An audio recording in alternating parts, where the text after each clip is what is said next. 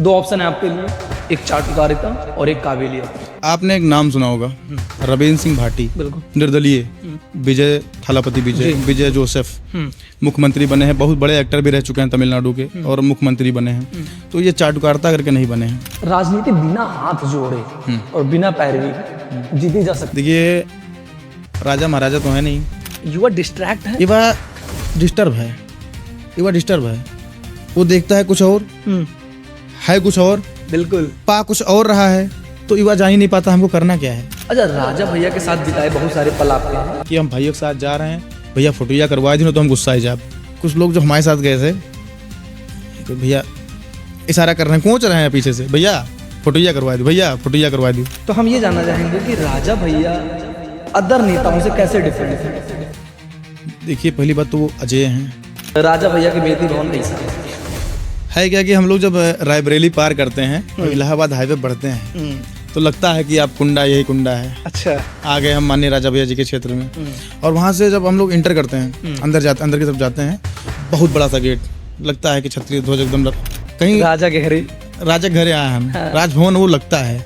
और पीछे चर्चा होती है, तो मीडियम बहुत चर्चा होती है तालाब मगरमच्छ वाली। अच्छा, राजा भैया बहुत सारे अपने बंदूक खूब धरे हैं एकदम दबा के। ऐसा देखो कि जब पूजा होता है, एक बयान सुने होंगे, हाँ, जो कुछ हमारा है सब समर्थकों का है, और जो कुछ समर्थकों का है सब हमारा है। कि ब्रजभूषण शरण सिंह की कोठी कैसी है? देखिए, नेताजी की जो कोठी है वो आप इंटर करने से लगता है कि हम लोग किसी बंगले में घुस रहे हैं। अच्छा, ऐसा लगेगा आपको। लेकिन जब आप थोड़ा सा आगे बढ़ेंगे, हल्का सा आगे बढ़ेंगे, घुसेंगे, तो आपको लगेगा ठीक है, छोटा मोटा घर है, बंगला है। लेकिन जब अंदर घुसेंगे, बंगला पार करेंगे, पीछे जब आएंगे थोड़ा सा, तो लगेगा ये कहाँ आ गए। इधर हेलीपैड बना है, इधर पूरी लाइन से गाड़ियाँ खड़ी होती है, लैंड क्रूजर, बेलफायर, डिफेंडर और तमाम, फार्चूनर की तो गिनती नहीं है। अच्छा। और उसके बाद फिर अंदर जाते जाइए, जिम एरिया है बहुत बड़ा, पार्किंग एरिया है, अस्तबल तो बाहर हैं। अच्छा, अस्तबल बाहर हैं। बाकी सारी चीजें वो इंटर करते जाएंगे, खत्म ही नहीं होगा। तमाम गाड़ियां, टोयोटा का पूरा शोरूम है उनके घर के अंदर। हम तो देखते हैं, हम लोग वहाँ जाते हैं, हमको तो लगता है उनके लिए मंत्री पद और ये विधायक सांसद पद हमको लगता है उनके लिए बहुत छोटा है, बने नहीं है। अब देखिए, हेलीकॉप्टर से निकल रहे हैं, जहाँ उतर रहे हैं वहीं लैंड क्रूजर और फार्चूनर की काफिला बन जा रहा है। अच्छा, स्पेशल बाहुबली नेता जितने हैं उनसे बड़ा करीबी संबंध है, तो अक्सर बाहुबली नेतन से काहे सीखा थे? और बड़े नेता हैं, हो सकता है हमको भी बाहुबली बनना। अच्छा। हम देखा कि धनंजय सिंह के साथ आपकी कई मुलाकातें हैं। जौनपुर में हम पहली बार, अब आपसे बताया ना कि हम गए थे बैंक पीओ का जॉब करने, बताया आपने। जौनपुर शीतला माता के मंदिर में हमें आशीर्वाद लिया और वहाँ से निकले तो हम वहाँ बाकायदा शहर में पोस्टर देखते थे, गरीबों के मसीहा, बाकायदा शहर में लगा रहता था ऐसे ऊपर, गरीबों के मसीहा माननीय धनंजय सिंह जी। हम देखा कि बड़े नेता के साथ आप बहुत बैठे, तो कोनो एक ऐसा फॉर्मूला हमें ऑडियंस को बता दो कि जिससे लगे कि हाँ, बड़े नेता के साथ बैठे से इंसान बड़ा बना था। नमस्कार दोस्तों, स्वागत है आपका हमारे इस खास पॉडकास्ट में। आज हमारे साथ एक ऐसे चेहरे हैं जो इंट्रोडक्शन या किसी विशेष चीज़ों के मोहताज नहीं है। एक युवा चेहरा उभरता हुआ जो कि इटवा विधानसभा से एक अपना पॉलिटिकल करियर स्टार्ट कर रहे हैं। तो आज हमारे साथ अभिषेक सिंह टाइगर जी हैं। स्वागत है भैया हमारे इस खास पॉडकास्ट में। अभिषेक भैया, सबसे पहले कि इतनी कम उम्र में इतनी सारी चर्चाएं, फैन फॉलोइंग अच्छी खासी इंस्टाग्राम पे है जी, और वीडियोस भी मुझे लग रहा है अच्छी खासी रीच पे उठ जाती हैं, बट मुझे लगता है कम उम्र में जो सफलता हासिल होती है उसके पीछे का जो स्ट्रगल होता है वो बहुत सारा होता है। तो आज कैसा लग रहा है आपको? बहुत अच्छा लग रहा है। आपके शुभचिंतकों को, दर्शकों को, सबको प्रणाम।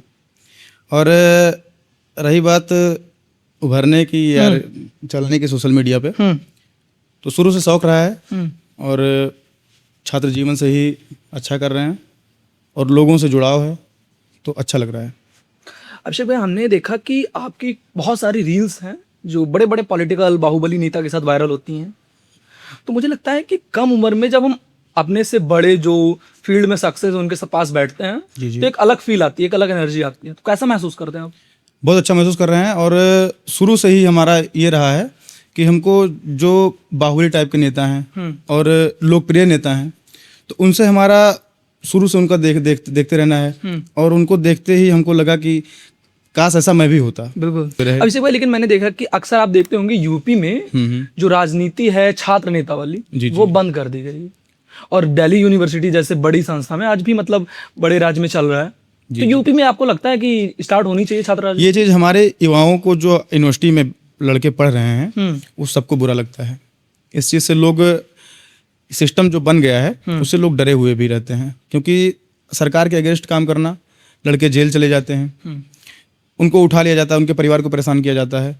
तो लड़के सरकार से डर के वजह से नहीं कर पा रहे हैं, वरना छात्र जीवन की जो राजनीति होती है उससे बड़े बड़े चेहरे, नाम तो आप जानते ही हैं, नाम क्या बताएं, बहुत बड़े बड़े चेहरे निकले हैं। बड़ा सवाल मेरा आपसे, अभी आपने बताया कि सरकार के अपोजिशन में जाना मतलब सरकार उनको उठा लेती है, जाहिर सी बात है, दुनिया भर की चीज़ कहने की बात नहीं है। बीजेपी को सपोर्ट करते हैं कि नहीं? करता हूँ। फिर भी ये चीज़ें हैं, क्योंकि हम लोग जुड़े हैं। पार्टी में बुराइयां हैं, जैसे बीजेपी की सपोर्ट करते हैं, लेकिन हम उस पार्टी में नहीं हैं। अच्छा जी, हम शुरू से जनसत्ता दल चुने हैं। हाँ। और जब से माननीय राजा भैया जी ने पार्टी बनाई तब से हम जनसत्ता दल के थे, हैं और आगे भी रहेंगे। आपने कहा कि बीजेपी हमें पसंद है। हाँ, पसंद है। बीजेपी की कार्यकाल जो बीजेपी की चल रही है उस कार्यकाल में हमने कुछ ऐसा नहीं देखा कि जिससे जनता को जो है बहुत सारे नुकसान झेलने पड़े। अभिषेक जी, मेरा एक सवाल है जी। अक्सर मैं आपकी रील्स जब देखा हूँ, आपके सोशल मीडिया पे जब मैंने आपके बारे में रिसर्च किया जी, तो मुझे पता चला कि आप अक्सर बड़े नेता के पास बैठते हैं। बाहुबली नेता राजा भैया हो गए, धनंजय सिंह हो गए, ब्रजभूषण शरण सिंह जी हो गए, लेकिन मैंने देखा कि हर इंसान बड़े नेता के करीब नहीं पहुंच सकता है। जाहिर सी बात है। तो ये मैं चाहता हूँ कि थोड़ा सा हमारे ऑडियंस को बताएं कि कनेक्शन बड़े नेता से हम कैसे बना सकते हैं। हमारा जो स्टार्टअप था वो जैसे कि आपने नेताजी का नाम लिया, ब्रजभूषण शरण सिंह का, तो वो तो हमारे क्षेत्र के सांसद भी रहे हैं। और इस समय उनके छोटे बेटे करण भूषण सिंह सांसद हैं और बड़े बेटे उनके विधायक हैं प्रतीक भूषण जी, हमारे क्षेत्र के ही हैं, गोंडा से, जनपद से ही। लेकिन हमारा शुरू से जो जुड़ाव रहा, पहला जुड़ाव जो हम बचपन में उनकी वीडियो वगैरह देखते थे, प्रभावित होते थे, तो वक्तव्य जो है राजा भैया का जी जो था, उनका हम स्पीच देखते थे और मीडिया इंटरव्यू जो देखते थे, बिल्कुल उससे हम बहुत प्रभावित होते थे।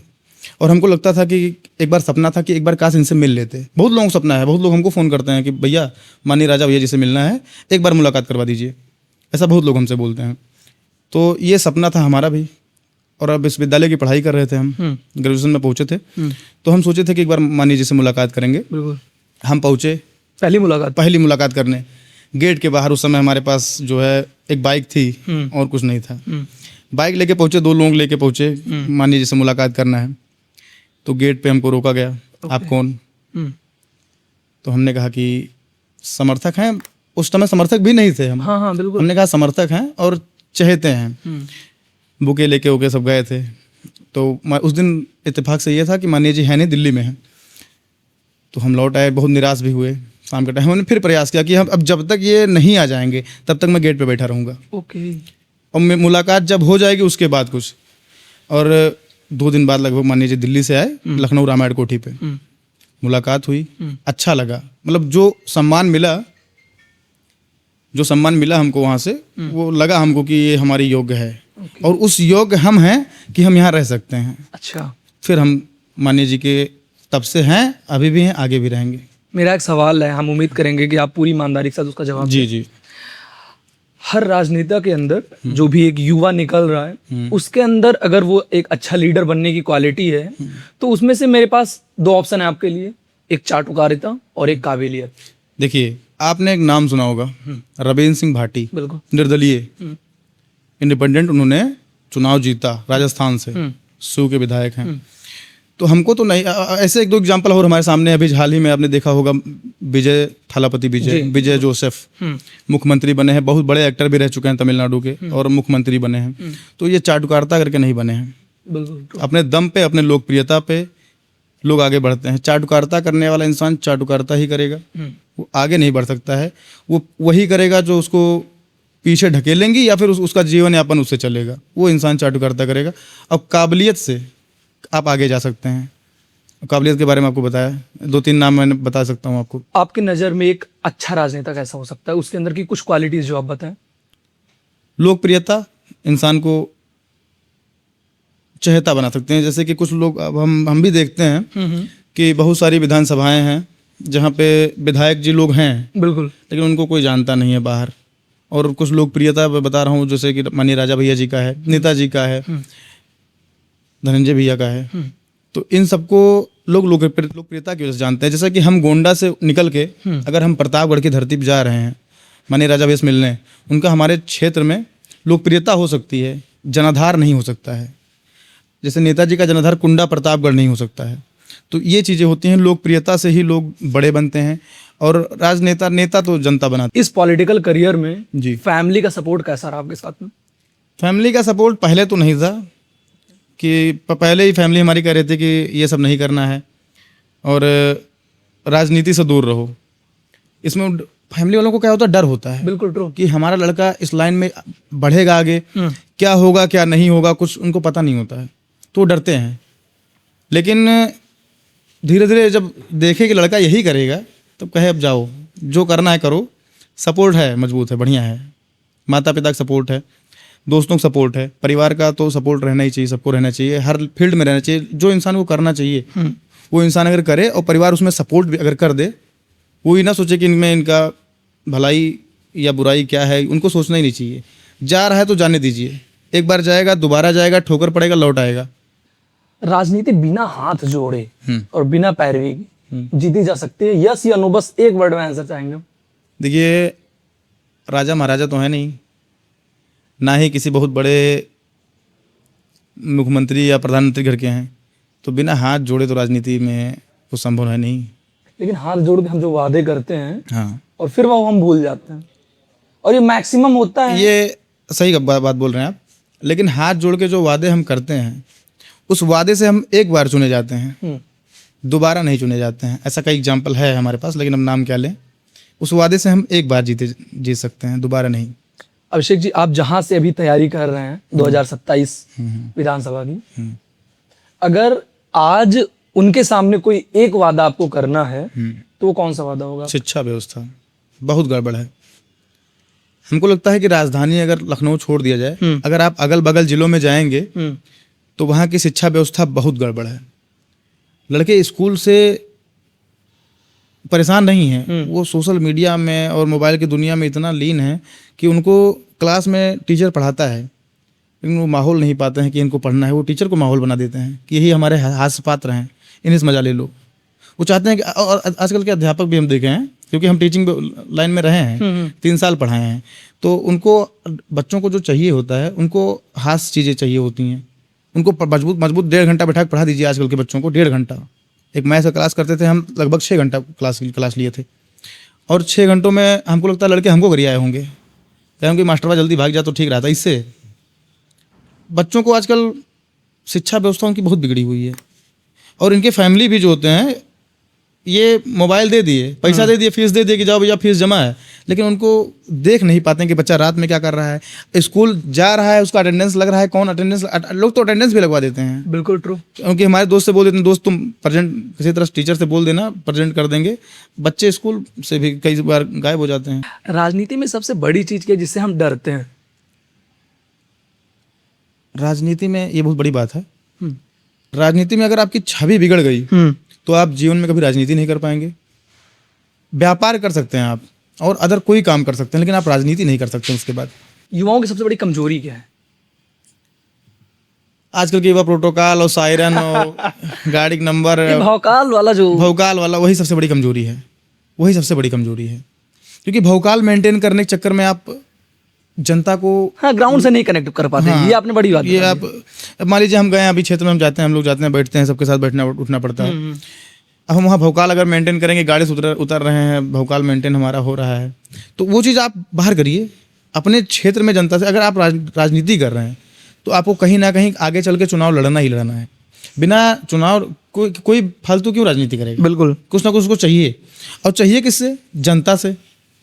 जनता के सामने प्रोटोकॉल मेंटेन करते करते उनको अगर वो कंटिन्यू करें तो कोई दिक्कत नहीं, लेकिन 10-15 दिन करने से उनका छवि भी धूमिल होता है और वो चीज़ कर नहीं पाते हैं, तो इसलिए युवा बैक हो जाते हैं। और बैक हुए उसके बाद उनकी, अरे कुछ मिला नहीं हमको, अब कुछ मिला नहीं तो हम क्या करेंगे, यहाँ झूठो हाथ जोड़ के पैर पकड़ के, तो वो बैक मार जाता है। बिना मेहनत के इंसान सक्सेस नहीं हो पाएगा। एक इंसान कितनी मेहनत कर ले तो सफल हो जाए? देखिए, मेहनत रिक्शे वाले भी करते हैं, ट्रू।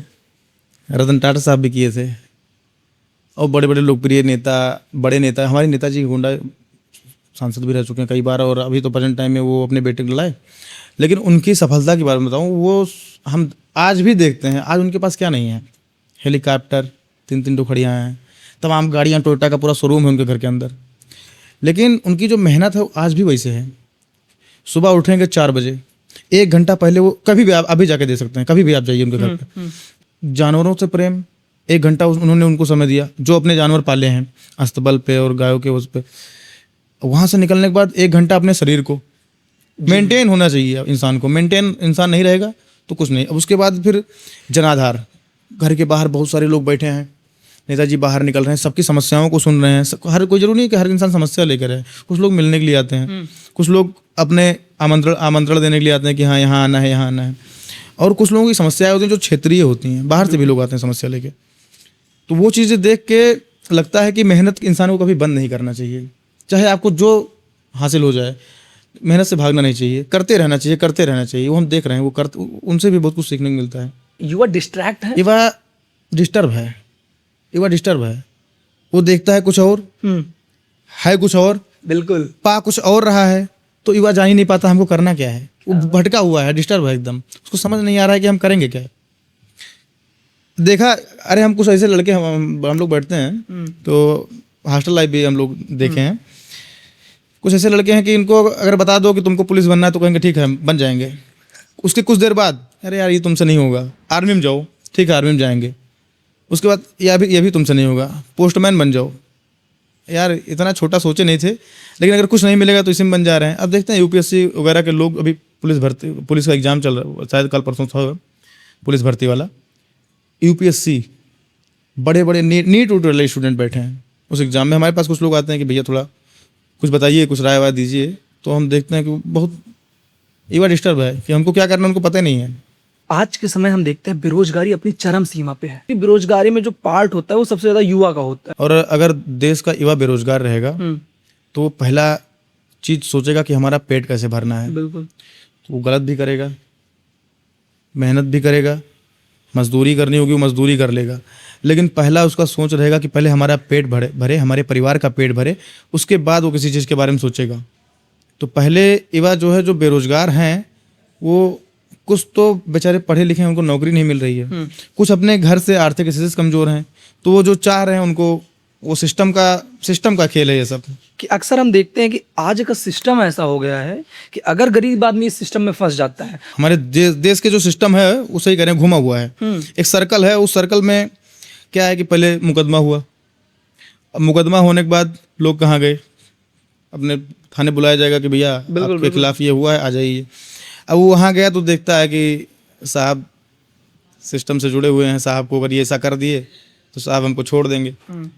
उसके बाद अगर मुकदमा हो गया और तो गए कोर्ट में जमानत के लिए, अब उनके पास बॉन्ड का व्यवस्था नहीं है, जमानत कहाँ से होगा। इन सब चीज़ों से वो इंसान घूमता रहता है, घूमते घूमते वो उसको लग जाता है कि अब सिस्टम फेल है, उसको ही लगने लगता है कि सब करप्ट हैं। बिल्कुल सही बात। और उसी करप्शन में वो इंसान सोचता है, टूट जाता है। अब उसके बाद और कोई ऑप्शन नहीं होता है कि अब करना क्या है, उसको समझ में नहीं आता है। तो वो हो जाता है कि भैया भगवान जो चाहेंगे वही होगा, स्थिर रहो, जो होगा देखा जाएगा। दूर किया जा सकता है, बिल्कुल दूर किया जा सकता है। किसको जागने की जरूरत है, सिस्टम को या युवा को? युवा को। सिस्टम जगा हुआ है ना, सिस्टम कभी नहीं सोता है, सिस्टम जगा हुआ है। 100 नंबर फ़ोन करिए, 112 नंबर फ़ोन करिए, तुरंत पहुँचेंगे। लेकिन उनको कैसे मैनेज करना है, हम सोए हैं, वो हम सोए हैं, हम ठीक है देख लेंगे, सो रहे हैं, उठे 100 नंबर 112 नंबर सब आई है, खड़े हैं बाहर, किसी को एम्बुलेंस बुलाना है, किसी पुलिस प्रशासन बुलाना है, तो वो तुरंत 2 मिनट के झगड़े में डिसाइड कर देते हैं। इसी हिसाब से लोग घूम रहे हैं। और युवा को जागने की ज़रूरत है। युवा जगेगा, सिस्टम जग रहा है, उसको चलाना कैसे है ये हम तय कर सकते हैं, हम मैनेज कर सकते हैं, हम सोच सकते हैं कि कैसे सिस्टम चलेगा। 100%। हम तो मानी राजा भी देखते हैं, ये अपनी भाषा नहीं छोड़ते हैं, किससे कैसे बात, जैसे हम आप हैं तो हम आपसे आप हमारी तरह ही बात करेंगे। ये बाहर भी जाएंगे, कहीं राजस्थान जाते हैं, हरियाणा जाते हैं, जो लोकल उनके जो चाहने वाले हैं, मिलते हैं लोगों से, और उनकी जो भाषा शैली है हम लोग बहुत सीखते हैं उनसे। राजा भैया एक बात बता रहे हैं आपको, एक बार हम लोग गए, यहीं हम पार्टी कार्यालय है, प्रदेश पार्टी कार्यालय, तो यहाँ से हम लोग को जाना था कि हाँ मानी जी के पास जाना है। और वहाँ जैसे कि अब रसोई भी चलता है कि यहाँ सब लोग खाना ना खाएंगे, पूरा व्यवस्था रहता है कि अंदर पूरा सबको खाना मिलेगा। उसके बाद कुछ बातें सुनी जाएंगी, जिसको कोई समस्या है, लोग जाते हैं पहले खाते पीते हैं, फिर अपनी समस्याओं को लेके जाते हैं कि हाँ महाराज से मिल ले बगैर तो हमारे कुछ काम हो जाए। और कुछ लोग तो आप जानते हैं लोकप्रियता को दर्शाते हैं कि हाँ भैया ठीक है मिल लेंगे। तो हम लोग को एक बार जाना था, तो काफ़ी कार्यकर्ता भी जो होते हैं उनको एक चीज़ रहता है कि हम भाइयों के साथ जा रहे हैं, भैया फोटोया करवा दी तो हम गुस्सा जाब। ऐसा होता है हम लोग साथ, कई लोग होते हैं जैसे कुछ लोग जाते हैं भैया फोटोया करवा दी हो, नहीं तो फिर अगली बार हम ना आए। अच्छा। ऐसा होता है। अब जाएंगे हम लोग तो कोशिश करेंगे। अब जैसे देखिए हम लोग बार बार नहीं कह सकते हैं तू खिंचवा लो तू खिंचवा लो तू खिंचवा लो, ये मरना है। तो ऐसा हुआ कि तो हम कम से 50-60 लोग यहाँ से गए वहाँ की। अब एक बार आशीर्वाद मिल जाए, सबको मिल जाए। महाराज सोचें कि इतने लोग से ऑफिस में कहाँ मिला, बाहर कुर्सी लगवाओ, बाहरी कुर्सी लगवाइन। अब वहाँ जाने के बाद कुछ लोगों के अंदर डर आ जाता है बिल्कुल कि इतने बड़े राजनेता राजा, इनके सामने हम कैसे जाएं, बगल में फ़ोटो खिंचा लें, किस तरह से खड़ा होना है, किस तरह से बैठना है। ये बैठे हैं तो इनसे हम क्या बोलेंगे, हाय हेलो कैसे होगा, हाय हेलो तो होगा नहीं, प्रणाम ही होगा, नमस्कार होगा, अभिवादन। अब कुछ लोग जो हमारे साथ गए थे भैया इशारा कर रहे हैं, कोच रहे हैं पीछे से, भैया फोटोया करवा दी, भैया फोटोया करवा दी। आए अगल बगल एक आध लोग हो जा रहा है। बाद में सब अगल बगल उधर प्रशासन उनके पीछे भाई उनको गार्ड सुरक्षा के लिए लगे रहते हैं। तो कुछ लोग कहेगा छुले भैया छुई दिन हमारे फिर से फोटोया बढ़िया ना है और फिर से खिंचवा दो। तो ये सब चीज़ें जो हैं अच्छा लगता है लोगों को देख के। यही सारी चीज़ें हुई वहाँ पे। फिर हम लोग वहाँ से लौटे, तब जब गेट के बाहर एकदम निकला है भंडारा भी, जैसे जन्मदिन के मौके पे राजा भैया बाहर भी भंडारा वो लग जाता है कि अब यहाँ से निकल के लौटे, बहुत भीड़ होता है। लौटे वहाँ से बाहर, भैया फोटोया आवा लेकिन ठीक नहीं आवा, गोरहार नयान करिया नयान और करिया आएगन गोरहार नयान। ऐसे ऐसे लोग होते हैं कि जिनसे लगेगा कि हम पागल हो जाएंगे, इनको झेलना पड़ता है, लगता है कि हम झेल रहे हैं। फिर अंदर से बाहर निकलो, भाई ठीक है कोनो बात नहीं, अगली बार आप खुश होना है इतने माँ, हाँ खुश हैं भैया, हो गया हो तो गया भैया, हम व्हाट्सअप डीपी लगाएंगे, हम फेसबुक डीपी लगाएंगे, इंस्टा पे अपलोड करेंगे, भैया बहुत लाइक आओ तो मानिए जी के साथ फोटो पोस्ट कर दो। ये सब चीज़ें जो मज़ेदार रहती हैं। तो हम ये जानना चाहेंगे कि राजा भैया अदर नेताओं से कैसे डिफरेंट हैं? देखिए पहली बात तो वो अजय हैं, और अजय के साथ साथ आज तक उन्होंने जो किया है अपने क्षेत्र में, उनकी सीट एकदम सेफ है। कभी लड़खड़ाए नहीं, कभी हटे नहीं, कभी वहाँ से कि अब यहाँ से नहीं यहाँ से यहाँ, प्रयास भी उन्होंने ऐसा नहीं किया। वो कहे ये हमारी है तो ये हमारी है, हम यहाँ के राजा। अभिषेक भाई हम देखा कि राजा भैया के जो बेती भवन है काफी होके चर्चा होता है, इतना होते कि हमका लगा था वह एक ऐसा भवन है, राजघराना है कि जहाँ की चर्चा सोशल मीडिया पर तगड़ी वायरल रहा है। तो असली में राजा भैया के बेती भवन कैसा है क्या कि हम लोग जब रायबरेली पार करते हैं और इलाहाबाद हाईवे बढ़ते हैं तो लगता है कि आप कुंडा यही कुंडा है। अच्छा। आ गए हम माननीय राजा भैया जी के क्षेत्र में। और वहाँ से जब हम लोग इंटर करते हैं, अंदर की तरफ जाते हैं, बहुत बड़ा सा गेट, लगता है कि क्षत्रिय ध्वज एकदम चमक रहा है। अंदर जाइए तो जो हरियाली है वहाँ की, इधर अस्तबल है, अच्छा, इस साइड में रसोई है जहाँ लोग खाते पीते हैं, और इधर आप जब एंटर करेंगे राइट साइड मुड़ेंगे तो एक हनुमान जी का बहुत बढ़िया मंदिर, बिल्कुल बहुत बढ़िया मंदिर, भव्य एकदम वो मंदिर है। इस साइड में पंचवटी है, वहाँ मानिए जी बैठते हैं। और उसके बाद से जो बीच में उनका बैठक बना है, वहाँ लोग आते हैं, पानी पीते हैं, खाते हैं। वहाँ आप जाएंगे तो लगेगा कि हाँ कहीं राजा के घरे आए हम। हाँ। राजभवन वो लगता है। और पीछे चर्चा होती है तो मीडियम बहुत चर्चा होती है तालाब मगरमच्छ वाली, मगर अरे जो भी तालाब है वो कहेंगे नहीं। जैसे राजा भैया पर एक बयान अपना दीन रहा है कि हम मगरमच्छ नहीं पाले ही, लेकिन जब तलबुआ माँ गंगा जी बाढ़ा थी तो तालाब में गंगा जी एक हो जाते, तो वहाँ से थोड़ा सा कब हो शायद आएगा वो एक आध मगरमच्छ। हाँ कभी आ गया होगा, वैसे ऐसा कुछ सीन है नहीं। हम लोग भी जाते हैं, मछली पालन होती है वहाँ पे और बहुत बड़ी फैसिलिटीज की वो चलती हैं। अब कभी कभी जब गंगा जी की पानी ज्यादा होता है तो हो सकता है कभी ऐसा किस्सा सुना हो, ऐसा कुछ मतलब है नहीं ऐसा कुछ नहीं है। अच्छा, राजा भैया बहुत सारे अपने बंदूक खूब धरे हैं एकदम दबा के। ऐसा देखो कि जब पूजा होता है, एक बयान सुने होंगे, हाँ, जो कुछ हमारा है सब समर्थकों का है और जो कुछ समर्थकों का है सब हमारा है। क्या बात, ये बड़ी बात है। लेकिन ये माननीय जी ने बोला था और वो एक जवाब था कि पब्लिक कर दिए थे, बाकी ऐसा कुछ था नहीं, वो अभी ऐसा कुछ किए नहीं थे कभी, लेकिन एक जवाब देना था। अच्छा, राजा भैया के साथ बिताए बहुत सारे पल आपके हैं, ऐसा कोनो पल जब लाग हो कि हाँ यार आज राजा भैया के साथ ऐसा लगा है कि शायद अभी तक में हमका सबसे अलग लगा है। मान लीजिए कि हर जन्मदिन में जब हम जाते हैं हम लोग, अच्छा। जन्मदिन के मौके पे, तो ऐसा लगता है कि मतलब एक परिवार के मुखिया हैं, और एक मुखिया जो है, जो परिवार होता है, एक परिवार में लगभग ज़्यादा से ज़्यादा लोग हो जाएंगे तो 10 से 15 लोग, बहुत बड़े परिवार हो तो, और उनका जो परिवार है उस सबको इस तरह देखते हैं जैसे वहाँ पे 10,000 लोग, 12,000 लोग उस दिन लगता है अच्छा कि ये बहुत बड़े मुखिया हैं, बहुत बड़े लीडर होना अलग चीज़ है, और परिवार का मुखिया होना बहुत बड़ी चीज़ है। तो जब वहाँ लगता है कि ये 10-12,000 15,000 लोग वहाँ इंटर होते हैं राजभवन में या रामायण कोठी पे, ऐसा कुछ सोचा था, 12-15,000 लोग खा पी रहे हैं, मान लीजिए सबसे एक एक करके मिल रहे हैं, सबसे सबके कंधे फात रख के या जिस तरह से उनको करना है, सबके साथ फोटो खुशी खुशी एकदम बढ़िया, तो उस टाइम लगता है कि ये परिवार के मुखिया हैं। तो वो चीज़ देख के एकदम मन अंदर से होता है कि अब हम इन्हीं के हैं, ये हमारे हैं, हम इन्हीं के हैं। हमें ऑडियंस के लिए राजा भैया की कोई एक सीख जो सबका फॉलो करे चाहिए। वक्तव्य, रहन सहन, वक्तव्य, उनका वक्तव्य से लोगों को सीखना चाहिए। हम देखा कि आप ब्रजभूषण शरण सिंह के साथ काफी सारा पल बिताए हैं और काफी आपके रीलो जो इंस्टाग्राम पर बड़ी वायरल होते हैं, लेकिन हम एक चीज जानना चाहते कि ब्रजभूषण शरण सिंह के जो कोठी है, जो हवेली है, ओके ऊपर जो चर्चाएं हैं वो मतलब ऐसा है कि वो सागर है, पूरा खत्म ही नहीं चर्चाएं। तो आज थोड़ा सा उन्होंने बारे में बता दो कि ब्रजभूषण शरण सिंह की कोठी कैसी है। देखिए, नेताजी की जो कोठी है वो आप इंटर करने से लगता है कि हम लोग किसी बंगले में घुस रहे हैं। अच्छा, ऐसा लगेगा आपको, लेकिन जब आप थोड़ा सा आगे बढ़ेंगे, हल्का सा आगे बढ़ेंगे, घुसेंगे तो आपको लगेगा ठीक है, छोटा मोटा घर है, बंगला है। लेकिन जब अंदर घुसेंगे, बंगला पार करेंगे, पीछे जब आएंगे थोड़ा सा, तो लगेगा ये कहाँ आ गए। इधर हेलीपैड बना है, इधर पूरी लाइन से गाड़ियाँ खड़ी होती है, लैंड क्रूजर, बेलफायर, डिफेंडर और तमाम, फार्चूनर की तो गिनती नहीं है। अच्छा। और उसके बाद फिर अंदर जाते जाइए जिम एरिया है बहुत बड़ा, पार्किंग एरिया है, अस्तबल तो बाहर हैं। अच्छा, अस्तबल बाहर हैं। बाकी सारी चीज़ें वो इंटर करते जाएंगे, खत्म ही नहीं होगा।